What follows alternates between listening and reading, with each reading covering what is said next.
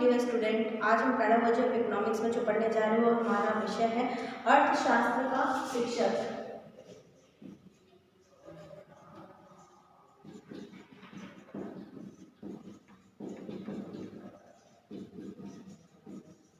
ये हमारे तीसरे यूनिट है। इस यूनिट का नाम है हमारा अर्थशास्त्र शिक्षक का व्यावसायिक विकास। अर्थशास्त्र शिक्षक का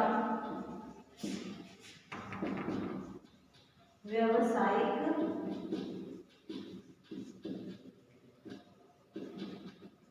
विकास, यानी कि अर्थशास्त्र शिक्षक का व्यावसायिक विकास में क्या क्या चीजें आती हैं। तो इसमें जो हम पढ़ेंगे, कौन कौन से टॉपिक इस यूनिट के अंदर हम पढ़ेंगे वो मैं आपको थोड़ा सा बता देती हूँ कि इसके अंतर्गत हमें कौन कौन सी चीज़ें पढ़नी है। इसके अंदर हमारा सबसे पहला है अर्थशास्त्र शिक्षक के गुण, शिक्षक की आचार संहिता, अर्थशास्त्र शिक्षक का व्यावसायिक विकास, सेवारत शिक्षा कार्यक्रम, गृह परिचर्चा, विचारों का ई विनिमय, जर्नल्स, विश्वकोश का उपयोग। उसके बाद हम पढ़ेंगे व्यावसायिक संगठन या अभिकरणों के साथ संलग्नता, जैसे आर्थिक प्रगति संस्थान, नीति अनुसंधान केंद्र, नीति आयोग, भारतीय अर्थशास्त्रीय संघ, राजस्थान अर्थशास्त्रीय संघ, सामाजिक विज्ञान अनुसंधान परिषद, माणिक्यलाल वर्मा जनजातीय अनुसंधान संस्थान, भारत का अर्थशास्त्रीय सर्वेक्षण। ये आपके तीसरे यूनिट के टॉपिक्स हैं, जिसमें जो आज हम पढ़ेंगे कि अर्थशास्त्र का शिक्षक क्या होता है, फिर उसके गुण पढ़ेंगे, उसकी आचार संहिता पढ़ेंगे। तो जो अर्थशास्त्र शिक्षक होता है, तो हमारा जो शिक्षण प्रक्रिया है, शिक्षण प्रक्रिया के अंतर्गत हमारे 3 आधारभूत स्तंभ होते हैं या 3 मुख्य बिंदु होते हैं। तो वो है हमारा शिक्षक, छात्र और पाठ्यक्रम। इन तीनों के बिना एक कक्षा की परिकल्पना हम नहीं कर सकते। तो ये जो है हमारे शिक्षण प्रक्रिया के 3 मुख्य बिंदु होते हैं, क्योंकि जो हमें शिक्षण कार्य कराना है तो शिक्षक की आवश्यकता होती है। यदि शिक्षक है तो शिक्षा किसको देगा, छात्र को, और छात्र को किस उद्देश्य में किन किन चीज़ों को पढ़ाना है, तो उन सबके लिए एक पाठ्यक्रम निर्धारित किया गया है। तो हमारे पास एक उद्देश्य रहता है कि इस पाठ्यक्रम को विद्यार्थियों को हमें पढ़ाना है। तो ये 3 जो हमारे शिक्षण के मुख्य बिंदु हैं, इन तीनों की आपस में संबंधता बहुत पाई जाती है और तीनों एक दूसरे के ऊपर निर्भर है। इसमें शिक्षक जो है एक चेतनशील तथा क्रियाशील बिंदु होता है। शिक्षक को चेतनशील और क्रियाशील बताया गया है क्योंकि उसका शैक्षिक प्रक्रिया में बहुत महत्वपूर्ण स्थान होता है। हमारा जो पाठ्यक्रम है, विद्यालय भवन है, फर्नीचर है, प्रयोगशाला है, सहायक सामग्री आदि कितनी भी अच्छी क्यों ना हो, जो हमारी पाठशाला होगी या हमारी सहायक सामग्री है, उसके अलावा फर्नीचर है, प्रयोगशाला, ये भले कितनी अच्छी क्यों ना हो, ये निरर्थक है जब तक कि एक योग्य शिक्षक द्वारा उन्हें संचालित न किया जाए। यानी कि जब तक एक योग्य शिक्षक ना हो तो इन सब वस्तुओं की जो सहायक सामग्रियाँ हैं हमारी, चाहे कितनी भी अच्छी हो, पर इन्हें उपयोग करने वाला एक योग्य शिक्षक ना हो तो वे सारी निरर्थक होती हैं। क्योंकि प्राचीन काल से शिक्षक को एक राष्ट्र का निर्माता माना जाता है। अब जॉन एडम्स जो है उन्होंने शिक्षकों के लिए बताया था कि शिक्षक को राष्ट्र का निर्माता माना जाता है।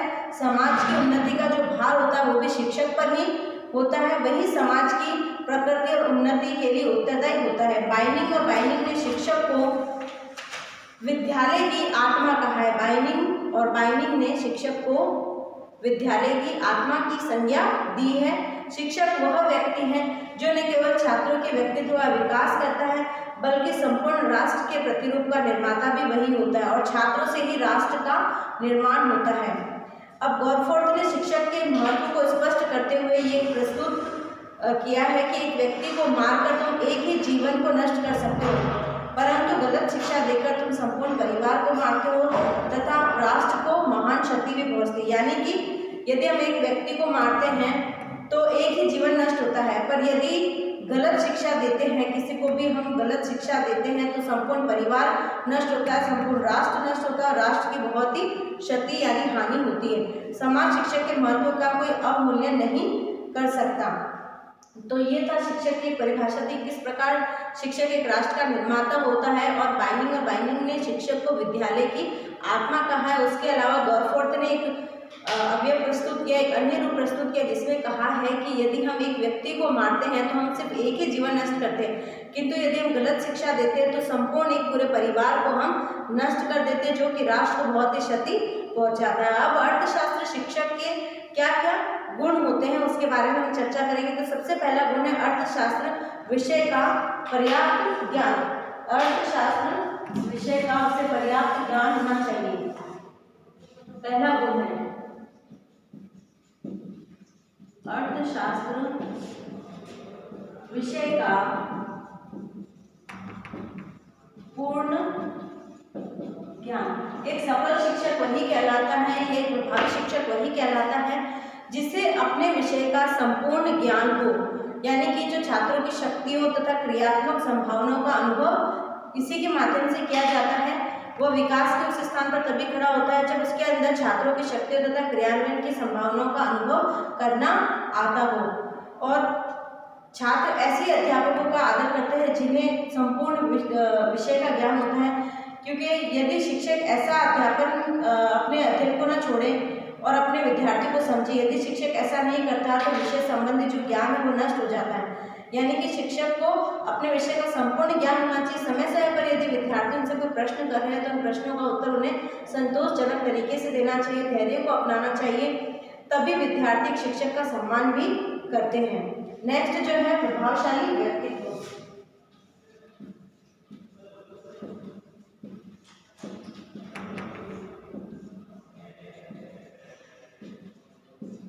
एक शिक्षक जो है उसका प्रभावशाली जो व्यक्तित्व होता है वो बहुत ज़्यादा इम्पोर्टेंट रखता है, क्योंकि और जो अच्छे व्यक्तित्व के लिए उसके लिए 3 बातें आवश्यक होती है, जैसे शारीरिक गठन उसका अच्छा होना चाहिए, अच्छा चरित्र होना चाहिए और प्रशासन की क्षमता उसमें होनी चाहिए। और इन तीनों बातों का प्रभाव, सीधा प्रभाव शिक्षक की इन तीनों बातों का है। कौन कौन सी बातें? शारीरिक संगठन, अच्छा चरित्र और प्रशासन की क्षमता। इन तीनों बातों का सीधा प्रभाव विद्यार्थियों पर पड़ता है और इसी हिसाब से उसके अच्छी आदतें, जैसे छात्रों की जो अच्छी आदतें हैं या उच्चा चरित्र हो उनका एवं अन्य गुण आदर्श से ही प्राप्त होते हैं, क्योंकि शिक्षक का जो यदि अच्छा आचरण होगा, अच्छा आदर्श होगा और उसके साथ ही उसका अच्छा व्यक्तित्व होगा तो विद्यार्थी शिक्षक से ही उन चीज़ों को आत्मसात करते हैं, उनसे ही अपनाते हैं, उनसे ही सीखते हैं कि हमारे टीचर ऐसे हैं तो हम भी उनके जैसा बनना चाहते हैं, क्योंकि उनके व्यक्तित्व का प्रभाव विद्यार्थियों पर बहुत पड़ता है। तो प्रभावशाली व्यक्तित्व होना बहुत ज़्यादा जरूरी। रिस्क ने लिखा है कि जो अध्यापक उत्तम व्यक्तित्व गुणों, परिश्रम, आत्मनियंत्रण का उदाहरण प्रस्तुत करता है वह विद्यार्थियों का उत्तरदायित्व एवं आत्मनियंत्रण एवं मूल्यांकन आदतों का निर्माण करने में महत्वपूर्ण सहयोग करता है। नेक्स्ट जो है मनोविज्ञान का व्यवहारिक ज्ञान। उसे मनोविज्ञान का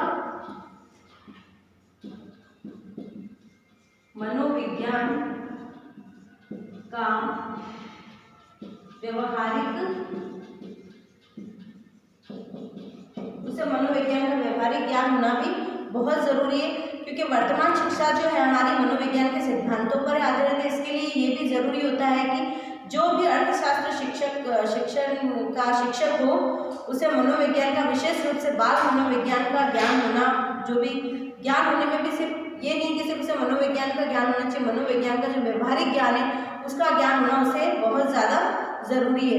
इस प्रकार के ज्ञान द्वारा अध्यापन अपने छात्रों को समझने में समर्थ होता है, क्योंकि यदि उसे व्यवहारिक ज्ञान होगा तो विद्यार्थियों की जो रुचियां हैं, उनकी प्रवृत्तियां, उनकी आदतें जो हैं, उनकी योग्यता है, उनके अनुसार ही अध्यापन कराएगा, उनके अनुसार ही उनका ज्ञान करवाएगा, जिससे क्या होगा कि विद्यार्थियों को जल्दी से इसका बोध भी हो जाएगा। ऐसा शिक्षण कार्य जो छात्रों की आयु या योग्यता पर के अकॉर्डिंग कराया जाता है तो विद्यार्थियों को समझ में भी जल्दी आता है और वो उसे आत्मसात भी कर लेते हैं। नेक्स्ट जो है सहानुभूति एवं उदारता।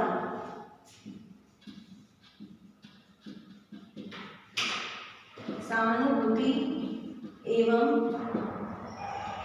उदारता प्रत्येक शिक्षक को, कोई भी शिक्षक हो चाहे वो किसी भी विषय का हो, तो उसमें ये गुण होने जरूरी है। सहानुभूति, उदारता एवं धैर्य होना बहुत जरूरी है, क्योंकि पेशेंस के साथ जब कार्य किया जाता है और विद्यार्थी के प्रति जब मित्रवत होते हैं, सहानुभूति रखते हैं, उदारता रखते हैं, तो विद्यार्थी सहजता से अपनी समस्याओं को अपने शिक्षक के सामने रखते हैं और उनकी समस्याओं का समाधान भी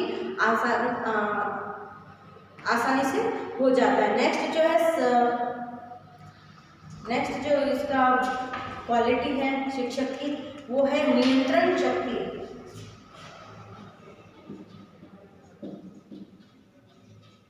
नियंत्रण शक्ति यानी कि कंट्रोल पावर होना बहुत जरूरी है, क्योंकि उसके बिना शिक्षण कार्य असंभव है। सफल अध्यापक के लिए कक्षा में अनुशासन आवश्यक होता है, परंतु कक्षा में अनुशासन उस समय तक ही संभव है जब तक कि शिक्षक में कक्षा को नियंत्रित करने की क्षमता हो। नियंत्रण करने के 3 उपाय: दंड होना चाहिए, व्यक्तित्व एवं ज्ञान। तीनों तरह के हम नियंत्रण शक्ति का उपयोग कर सकते हैं। मनोवैज्ञानिक जो होते हैं, मनोवैज्ञानिक शास्त्र दंड को अनुशासन का सबसे निम्न स्तर का उपाय मानते हैं, यानी कि दंड सबसे निम्न स्तर का बताया गया। दंड जहाँ तक हो सके नहीं देना चाहिए। हमारा व्यक्तित्व इतना प्रभावी होना चाहिए और ज्ञान भी प्रभावी और पूर्ण होना चाहिए, जिससे कि कक्षा में नियंत्रण अपने आप बना ही रहेगा। तो इसलिए शिक्षक को दंड और व्यक्तित्व और ज्ञान, तो दंड जो है वो उसे सबसे निम्न स्तर का बताया गया। तो जहाँ तक हो सके दंड को हमें अप्लाई नहीं करना है। हमारा व्यक्तित्व यदि प्रभावी, हमारा शिक्षण यदि पूर्ण है तो हम विद्यार्थियों की कक्षा में अपना नियंत्रण स्थापित कर सकते हैं। दूसरा जो है व्यवहारिक ज्ञान, इसको पढ़ेंगे। व्यवहारिक ज्ञान यानी शिक्षक को सिर्फ किताबी और सिद्धांतों वाले ज्ञान ही नहीं होना चाहिए। जीवन में सफल होने के लिए विद्यार्थी को व्यवहारिक ज्ञान भी देना चाहिए समय समय पर। फिर है कर्तव्य परायणता। शिक्षक के अंदर कर्तव्य परायणता होनी बहुत जरूरी है। जैसे वो अपने कर्तव्यों का निर्वहन किस प्रकार से करता है, यदि वो खुद ही इन सब चीज़ों पर ध्यान नहीं देगा तो विद्यार्थी भी अपने शिक्षक से यही सीखेंगे और वो अपने कर्तव्यों का पालन नहीं करेंगे। फिर है अर्थशास्त्र शिक्षण का ज्ञान होना बहुत जरूरी है। नवीन शिक्षण विधियाँ जो आ रही, नवाचार जो आ रहे हैं उनसे अवगत तो स्वयं को भी होना है और विद्यार्थियों को भी कराना है। मानवीय संबंध किस प्रकार से होनी चाहिए, शिक्षक की सफलता उसके द्वारा स्थापित किए जाने वाले मानवीय संबंधों पर निर्भर करती है। यदि वो अपने विद्यार्थियों, साथियों, अभिभावकों, विद्यालय के प्राचार्य या अन्य कर्मचारियों, चाहे वो प्रशासक हो, निरीक्षक हो, पर्यवेक्षक हो आदि से उपयुक्त संबंध अच्छे रखने में सफलता प्राप्त करता है तो संपूर्ण विद्यालय का जो वातावरण है वो सौहार्दपूर्ण हो जाएगा। नेक्स्ट है विद्यार्थी समाज से प्रेम।